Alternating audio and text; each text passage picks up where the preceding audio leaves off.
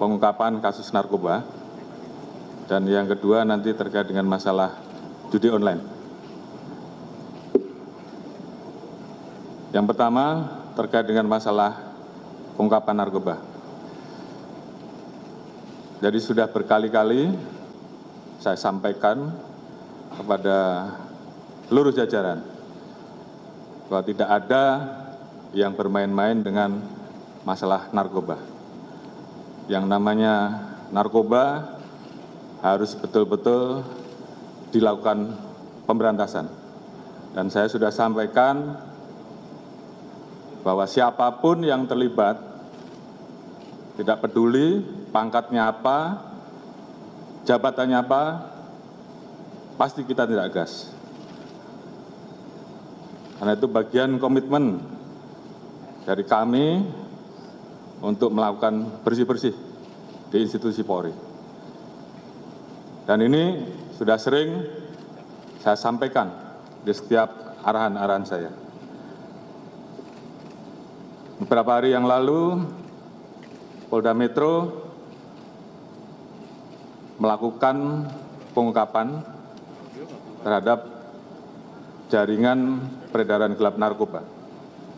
Berawal dari laporan masyarakat, kemudian saat itu berhasil diamankan 3 orang dari masyarakat sipil. Kemudian dilakukan pengembangan, ternyata mengarah dan melibatkan anggota polisi berpangkat Bribka dan juga anggota polisi berpangkat Kompol, jabatan Kapolsek. Atas dasar tersebut, saya minta untuk terus dikembangkan dan kemudian berkembang pada seorang pengedar dan kemudian mengarah kepada personil oknum anggota Polri yang berpangkat AKBP. Mantan Kapolres Bukit Tinggi. Dari situ, kemudian kita melihat ada keterlibatan Irjen TM. Atas dasar hal tersebut, kemarin saya minta Kadifropam untuk menjemput dan melakukan pemeriksaan terhadap Irjen TM. Tadi pagi telah dilaksanakan gelar untuk menentukan dan saat ini Irjen TM dinyatakan sebagai terduga pelanggar dan sudah dilakukan penempatan khusus. Kemudian tentunya terkait dengan hal tersebut, saya minta agar Kadifropam segera melaksanakan pemeriksaan terkait etik untuk kemudian bisa kita proses dengan ancaman hukuman PTDH. Selain itu, saya minta kepada Kapolda Metro untuk melanjutkan proses terkait dengan penanganan kasus pidananya. Jadi saya minta siapapun itu, apakah itu masyarakat sipil, ataukah Polri, bahkan sampai Irjen TM sekalipun, saya minta untuk diproses tuntas dan terus dikembangkan. Jadi ada 2 hal, proses etik dan proses pidana. Dan ini tentunya sebagai bentuk keseriusan kami untuk menindak tegas terkait dengan masalah narkoba. Dan ini juga warning bagi seluruh anggota agar tidak ada yang bermain-main dan melakukan penindakan tegas.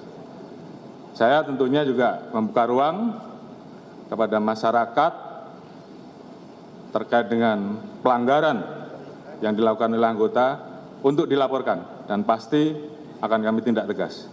Itu yang pertama.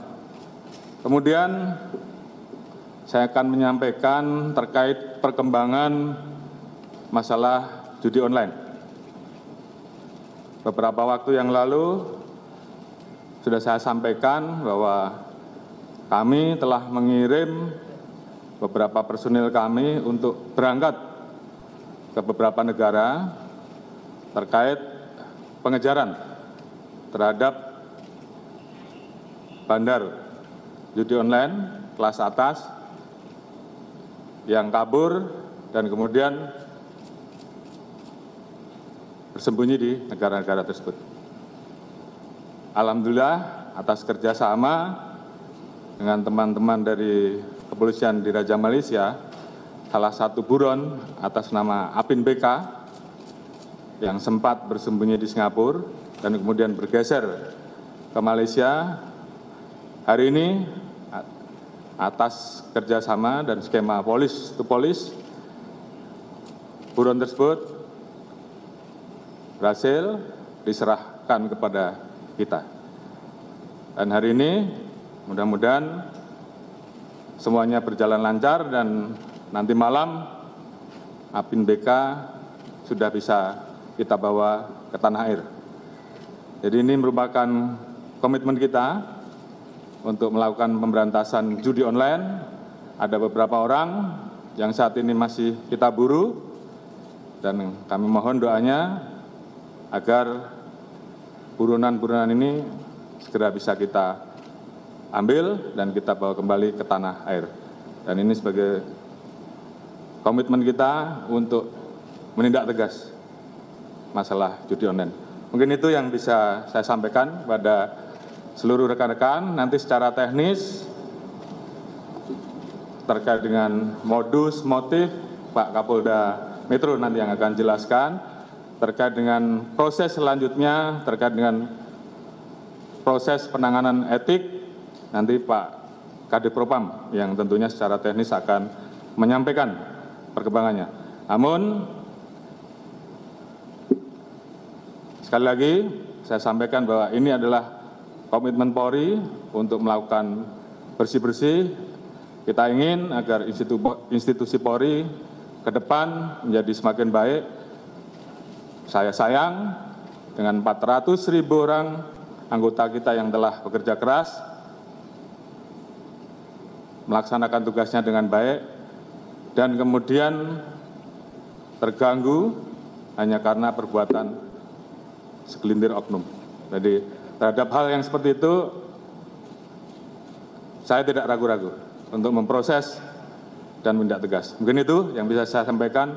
Terima kasih. Wassalamualaikum warahmatullahi wabarakatuh. Cukup ya?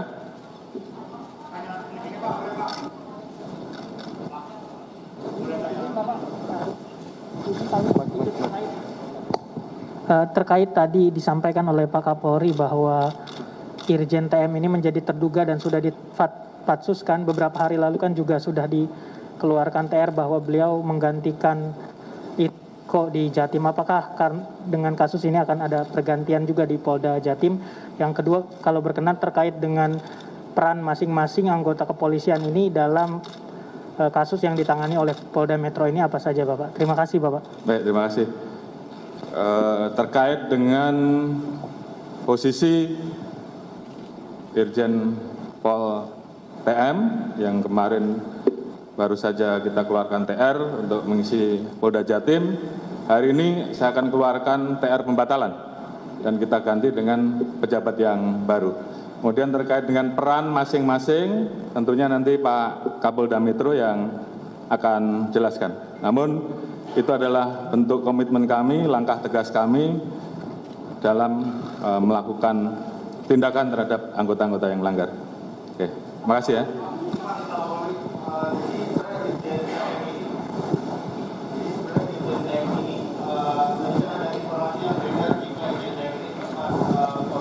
Narkoba saat dilakukan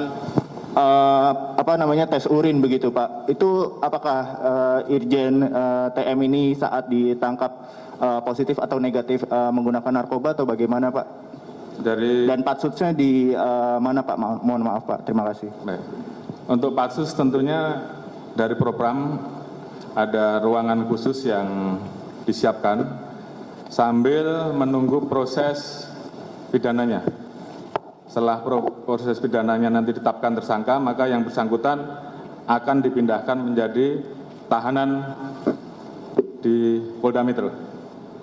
Itu masalah teknis. Kemudian terkait dengan masalah tes untuk Irjen TM dilakukan 3 kali tes. Memang satu hal yang didapat terkait dengan masalah jenis obat tertentu, tapi bukan narkoba. Mungkin ada kaitannya dengan apa yang dikonsumsi, nanti akan didalami oleh tim dari dokter apa saja yang dikonsumsi. Kira-kira seperti itu.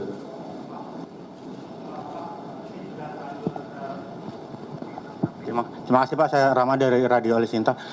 Sudah terlanjur tersebar informasi bahwa Irjen TM itu ditangkap karena diduga menjual barang bukti narkoba, Pak. Apakah betul itu, Pak? Dan kalaupun itu betul, apakah tindak lanjut selanjutnya, khususnya misalnya apakah ada evaluasi atau audit di Polda Sumbar terkait penanganan narkoba di sana? Terima kasih.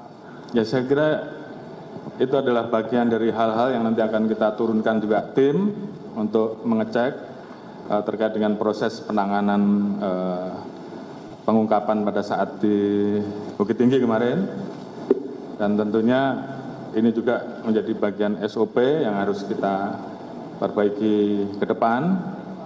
Dan saya kira dugaan keterlibatan yang bersangkutan menjual kita sudah mendapatkan, namun secara teknis nanti biar Pak Kapolda yang jelaskan. Baik, terima kasih. Assalamualaikum warahmatullahi wabarakatuh.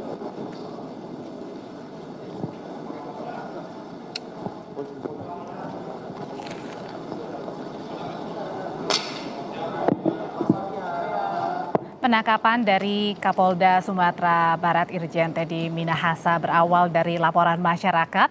Kemudian dari laporan masyarakat itulah diamankan 3 warga sipil.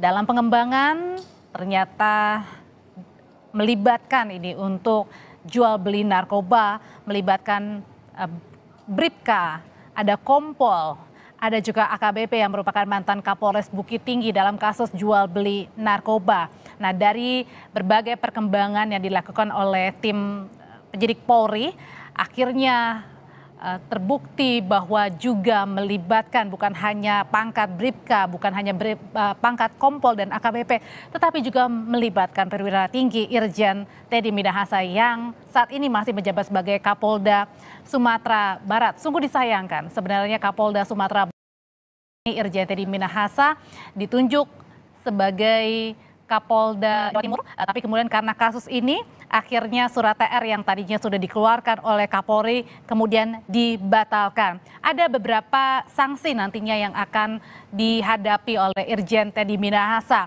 Ada nanti disidangkan melalui etik, dengan yang paling buruknya adalah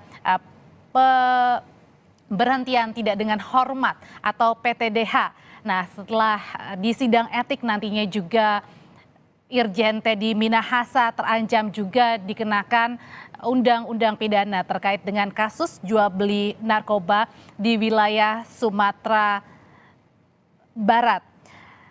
Dan tidak hanya berkaitan dengan jual beli narkoba yang juga tadi ditegaskan oleh Kapolri akan menindak tegas siapapun, apapun jabatannya, adalah merupakan komitmen dari Polri untuk bersih-bersih institusi Polri jika ada yang ketahuan melanggar, entah itu berkaitan dengan judi maupun juga jual beli narkoba.